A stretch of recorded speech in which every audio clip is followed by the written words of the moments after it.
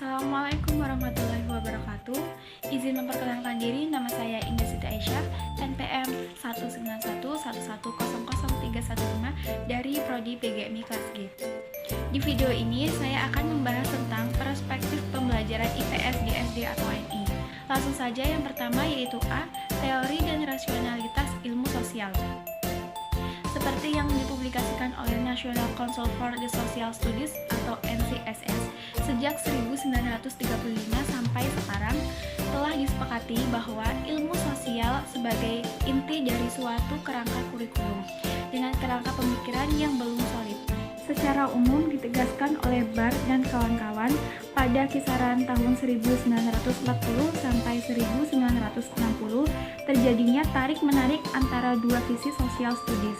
Di satu pihak, adanya gerakan untuk mengintegrasikan berbagai disiplin ilmu sosial untuk tujuan citizenship education yang terus bergulir sampai mencapai tahap yang lebih canggih. Selanjutnya yang B, pendidikan IPS di Indonesia.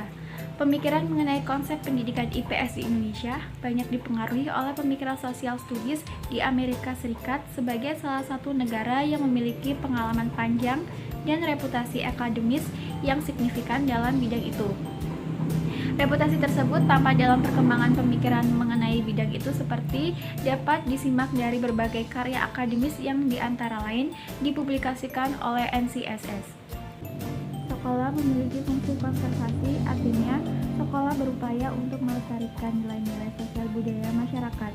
Di samping fungsi konservasi dan inovasi sebagai fungsi utama, sekolah juga mengembangkan fungsi personalisasi atau individualisasi, sosialisasi, nasionalisasi, universalisasi, dan profesialisasi terkait dengan perkembangan sosial studies dan pendidikan IPS di Indonesia. Winata Putra dan kawan-kawan reorientasi pendidikan IPS sebagai berikut. A.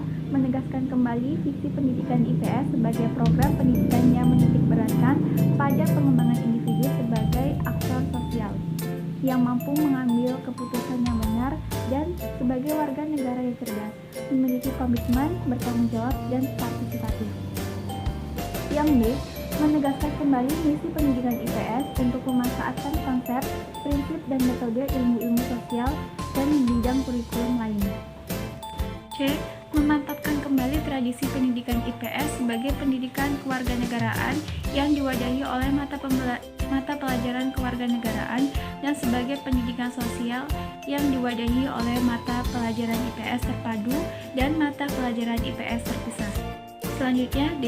Menata kembali sarana program pendidikan IPS untuk berbagai jenjang pendidikan atau kurikulum satuan pelajar dan buku teks sehingga memungkinkan tercapainya tujuan pendidikan IPS.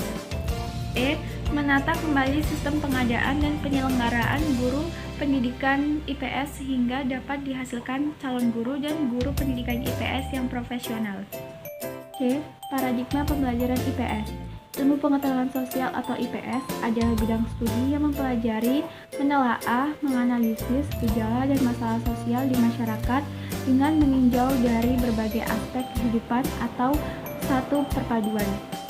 Menurut pasal 37 Undang-Undang Republik Indonesia Nomor 20 Tahun 2003 dinyatakan bahwa mata pelajaran IPS merupakan salah satu bagian dari kurikulum pendidikan dasar dan menengah.